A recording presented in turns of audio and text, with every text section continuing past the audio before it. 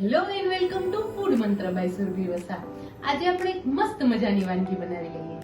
આજે આપણે એક એવું વસાણું બનાવશું કે જે હંમેશા તમે બહારથી જ લાવતા હોય છો, કોઈ દિવસ ઘરે નથી બનાવતા હોતા, અને એ છે કચરિયું. કચરિયું બનાવવું ખૂબ જ સરળ છે, ખૂબ જ ઇઝી છે, અને એના માટે ખાસ કરીને કાળા તલનો ઉપયોગ કરવામાં આવે છે. કાળા તલ આયર્નથી ભરપૂર હોય છે, કેલ્શિયમથી ભરપૂર હોય છે. એનામાં એટલું બધું કેલ્શિયમ છે ને અત્યારે આજકાલ આપણે બધાને ઢીચણના દુખાવા થઈ ગયા છે, શરીરના દુખાવા થઈ ગયા છે, અને હાડકામાં કેલ્શિયમ ઓછું થતું જાય છે.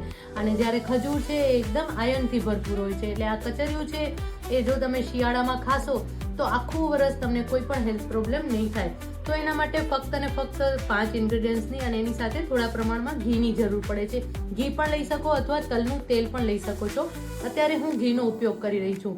તો અત્યારે મેં 1 કપ કાળા તલ લીધેલા છે, એની સાથે 10 થી 12 નંગ ખજૂર લીધેલી છે, જે થોડી સોફ્ટ હોય એવી ખજૂર લીધેલી છે, અને 5 કપ ગોળ લીધેલો છે. 1 કપ કાળા તલ હોય એની સામે 5 કપ ગોળ લેવાનો છે, કારણ કે ખજૂરની પણ મીઠાશ આવવાની છે, મગજતરીના બી અને બદામની કતરણ. તો હવે આપણે એના માટેની પ્રોસેસ કરીએ. તો સૌથી પહેલા આપણે શું કરવાનું છે કે જે કાળા તલ છે એને ક્રશ કરવાના છે. આ કાળા તલ લેવાના છે અને કાળા તલને આપણે ક્રશ કરી લઈશું. આ કાળા તલને મેં થોડા શેકી લીધેલા છે, અને શેકી અને હવે આપણે એને ક્રશ કરી લેવાના છે. ક્રશ કરશું, ઘણા લોકો ક્રશ કરતી વખતે જ એની અંદર કાળા તલનું તેલ ઉમેરતા હોય છે, પણ આપણે ઘી સાથે કરવાનું છે. અને ઘણા લોકો કાચું કચરિયું પણ બનાવતા હોય છે, એટલે કે આની અંદર જ બધી જ વસ્તુ એડ કરી અને ક્રશ કરી અને તૈયાર કરતા હોય છે. અને હું થોડે અલગ રીતે કચરિયું તૈયાર કરું છું. તો હવે અત્યારે આપણે સૌથી પહેલા આ જે કાળા તલ છે એને ક્રશ કરી લઈશું. કચરિયું ઘણા લોકો ઘરે બનાવતા હોય છે, પણ જ્યારે પણ ઘરે બનાવે ને ત્યારે એક જાતની ટિપિકલ સ્મેલ આવતી હોય છે, એક જાતની વાસ આવી જતી હોય છે, અને એ કચરિયું જરા પણ ભાવતું નથી હોતું. તો એના માટેની ખાસ એક ટીપ હું તમને આપું છું કે જ્યારે પણ તમે તલને શેકીને ક્રશ કરો ને ત્યારે એનું તેલ એકદમ છૂટું ન પડી જાય ને એ રીતે ક્રશ કરવાનું છે.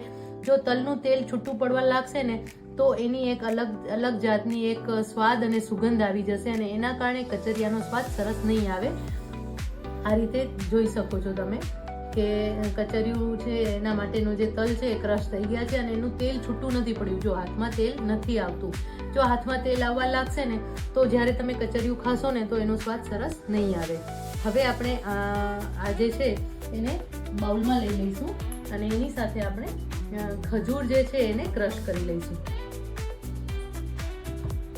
અને આની સાથે જ આપણે ખજૂર ઉમેરી લઈશું. ખજૂર થોડી સોફ્ટ હોય એવી લેવાની છે, અને હવે આ ખજૂરને આપણે ક્રશ કરી લઈશું. જો ખજૂર આ રીતે તોડી લીધી છે. ખજૂર બહુ વધારે પ્રમાણમાં ક્રશ નહીં થાય, એનો આવી જ રીતના ટુકડા થઈ જશે. હવે આપણે કચરિયું તૈયાર કરી લઈએ. તો એના માટે આપણે ઘી લઈશું, લગભગ 2 ટેબલ સ્પૂન જેટલું ઘી લેવાનું છે. ઘી ગરમ થાય એટલે આપણે એની અંદર ગોળ ઉમેરી લઈશું. અત્યારે મેં 5 કપ ગોળ લીધેલો છે. જો તમને ગોળ ન લેવો હોય તો તમે ખજૂરનું પ્રમાણ વધારી શકો છો, અથવા તો બહુ જ ઓછા પ્રમાણમાં ગોળ લઈ શકો છો. ગોળ મેલ્ટ થાય અને થોડું ગરમ થાય ત્યાં સુધી આપણે એને કૂક કરવાનું છે. બહુ વધારે પ્રમાણમાં એનો પાયો તૈયાર નથી કરવાનો. ગોળ સરસ મેલ્ટ થઈ ગયો છે. ગોળ થોડો હલકો પણ થઈ ગયો છે અને મેલ્ટ પણ થઈ ગયો છે. હવે એની અંદર આપણે ખજૂર ઉમેરી લઈશું. બસ આટલું થાય એટલે એની અંદર આપણે ખજૂર ઉમેરી લેવાની છે. હવે આપણે ફ્લેમ ઓફ કરી દેવાની છે અને ખજૂરને સરસ રીતે મિક્સ કરી લેવાની છે. થોડી દબાવીને મિક્સ કરશો એટલે ખજૂર એકદમ સરસ સોફ્ટલી અંદર ભળી જશે. છે ને, ખજૂર કેટલી સરસ રીતે મિક્સ થઈ જાય છે, ઓગળી જ જાય છે. એટલે હંમેશા જ્યારે પણ કચરિયું બનાવતા હો ત્યારે ખજૂર છે એ વધારે સોફ્ટ હોય એવી લેવાની છે. કાળી ખજૂર લેશો તો એનો સ્વાદ પણ વધારે સરસ આવશે, અને એના હેલ્થ બેનિફિટ પણ બહુ જ સરસ મળશે તમને. ખજૂર સરસ રીતે મિક્સ થઈ ગઈ છે. હવે એની અંદર આપણે જે કાળા તલ ક્રશ કરીને રાખ્યા હતા એ ઉમેરી લઈશું. એને પણ પ્રોપરલી મિક્સ કરી લઈશું. પેલા તમને ડ્રાય લાગશે મિશ્રણ, પણ જેમ જેમ મિક્સ કરતા જશો ને એવી રીતે મિશ્રણ એકદમ સરસ લચકા પડતું થઈ જશે, અને બારે જે રીતે મળે છે ને કચરિયું એવી જ રીતનું મિશ્રણ તૈયાર થઈ જશે. જો થઈ ગયું ને. હવે 1 મિનિટ માટે આપણે ગેસ ઓન કરી દઈશું.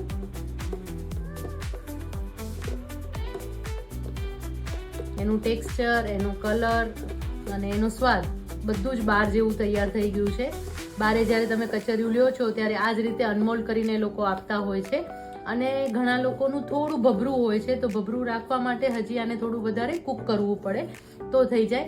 અથવા ઘણા લોકો એવી રીતે પણ કચરિયું બનાવતા હોય છે કે જેના લીધે મિક્સચરમાં જ, એટલે કે મેં કીધું ને એ પ્રમાણે કાચું કચરિયું, કે તમે તલને ક્રશ કરો, એની સાથે ખજૂર ઉમેરીને ક્રશ કરો અને એની સાથે સાથે તમે ગોળ ઉમેરીને ક્રશ કરો, તો એ રીતે પણ તૈયાર થતું હોય છે. હવે આની અંદર આપણે સૂંઠ પાવડર ઉમેરી લઈશું. 1 ચમચી સૂંઠ પાવડર લઈશું. 5 ચમચી ગંઠોડા પાવડર લઈશું. મગજતરીના બી ઉમેરી લઈશું. કચરિયું હોય એમાં મગજતરીના બી તો હોય ને હોય જ, એના વગર કચરિયાનો સ્વાદ પણ ના આવે અને કલર પણ સરસ ના આવે. અને આ મગજતરીના બી છે એને પણ મેં પહેલા શેકી લીધેલા છે, એટલે એને સૌથી પહેલા કાચા રોસ્ટ કરી લેવાના છે. ઘીમાં પણ શેકી શકો અને એમને પણ શેકી શકો છો. અને એની સાથે આપણે થોડા પ્રમાણમાં બદામની કતરણ પણ ઉમેરી લઈશું. ડ્રાયફ્રૂટ આમ તો બહારનું જે કચરિયું આવે એમાં નથી હોતું, પણ ઘરે તમે જો કચરિયું બનાવતા હો તો થોડા પ્રમાણમાં ડ્રાયફ્રૂટ પણ ઉમેરી શકો છો. આ કચરિયું હંમેશા અનમોલ્ડ કરીને સર્વ થતું હોય છે, એટલે કે આ જે મિશ્રણ છે એને તમે એક બાઉલમાં લઈ લેવાનું અને પછી એને અનમોલ્ડ કરી અને એને સર્વ કરી લેવાનું. એ રીતે કચરિયું સર્વ થતું હોય છે. અને તમે જોઈ શકો છો કે એકદમ સરસ મિશ્રણ તૈયાર થઈ ગયું છે. અને આ રીતે હાથમાં લેશો ને તો પણ ખબર પડશે કે એનો બોલ વળી રહ્યો છે અને હાથમાં જરા પણ ચોંટતું નથી. તો બસ આ રીતનું કચરિયાનું જે મિશ્રણ છે એ તૈયાર થવું જોઈએ. કચરિયું તૈયાર છે, આપણે એને સર્વ કરી લઈએ. એકદમ હેલ્ધી કચરિયું તૈયાર છે, આપણે એને અનમોલ્ડ કરી લઈએ. બહુ જ મસ્ત દેખાઈ રહ્યું છે.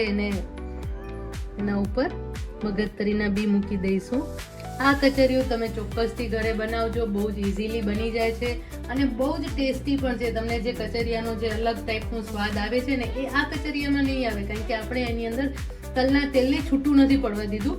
તલનું તેલ જ્યારે છૂટું પડે છે ને ત્યારે એની એક અલગથી સુગંધ આવે છે અને એ આપણી નથી ગમતી હોતી. પણ આ કચરિયું એકદમ ટેસ્ટી છે, ચોક્કસથી તમે બનાવજો. આવી જ નવી વાનગીઓ સાથે, નવા વસાણા સાથે ફરી મળતા રહીશું. ત્યાં સુધી બાય બાય.